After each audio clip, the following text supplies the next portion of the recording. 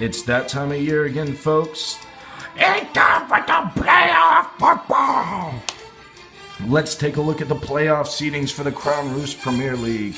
Big Nate coming in at number 1, finally deciding to shower, and he gets his first playoff appearance since the merger.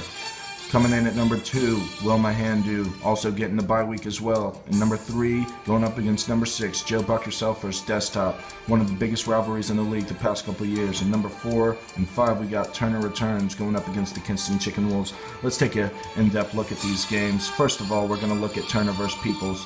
For the Chicken Wolves, my player of the week is going to be Arian Foster. Look for him to have anywhere from 20 to 25 points. Disappointment of the week, Chris Johnson. Hasn't lived up to the hype the past couple of years. Once again, I don't see him having a good week here. But my projections, just a little bit higher than the ESPN projections, sitting at 123 as compared to 117. And for Turner Returns, my player of the week is going to be AJ Green. Disappointment of the week, Jamal Charles. I don't see him really having the explosive week that he usually does. And my projections for Turner Returns is going to be 11 under the ESPN projections, sitting at 98, and I don't see this game being very close, to be honest with you folks. And my 3 keys for the Kinston Chicken Wolves is, number 1, you got to establish the run game. You just have to. With Arian Foster and Chris Johnson in your backfield, you're just going to have to rely on the running game and hope they can lead you to the promised land. Number 2 is going to be tempo. Expect to see a lot of no huddle in this game. Try to push the tempo, tire down that Turner Returns defense. And number 3 is going to be, you got to get a quick start. Track record shows that when Team Turner goes down early, they don't typically come back from that.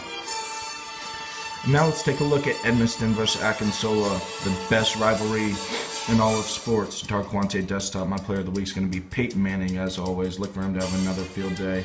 Jeremy Macklin, disappointment of the week, going up against Seattle. And ESPN projections, I have mine way lower than that. I'm not convinced totally that I just don't really like the matchups for Edmiston this week, so I only have him at 104.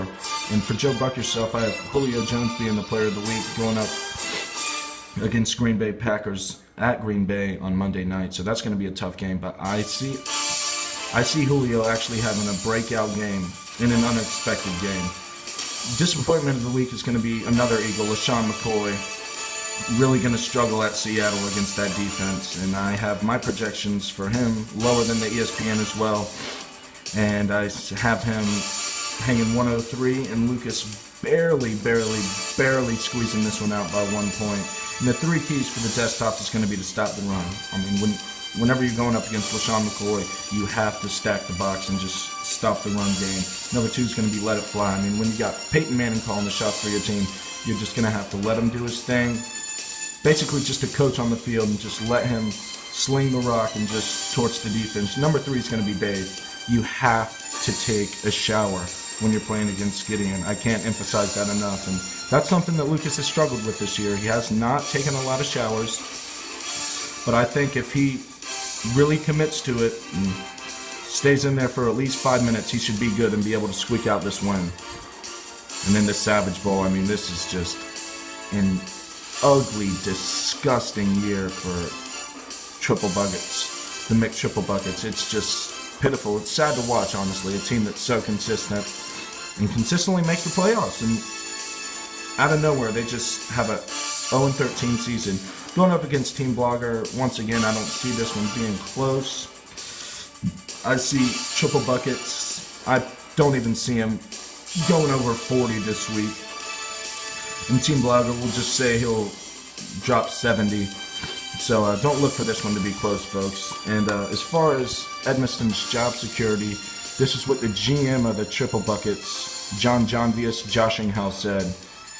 He has led our squad to the playoffs the past 3 years. We have nothing but extreme confidence in him going forward as our play caller. Is 0-13 something to be mad about? Of course.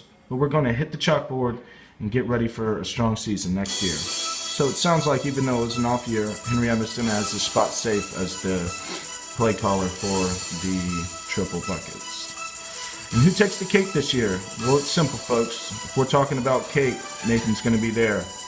I honestly, just at the end of the day, Nathan has the strongest, most compelling roster, and I just don't think anyone can keep up with his high tempo, offense that just has too many weapons at the end of the day, and his defense has been lights out all year.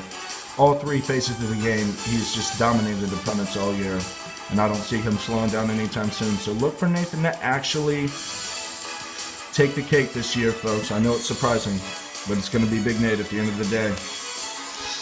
Good season, folks. It was good working with y'all, and I am looking forward to another great season next year.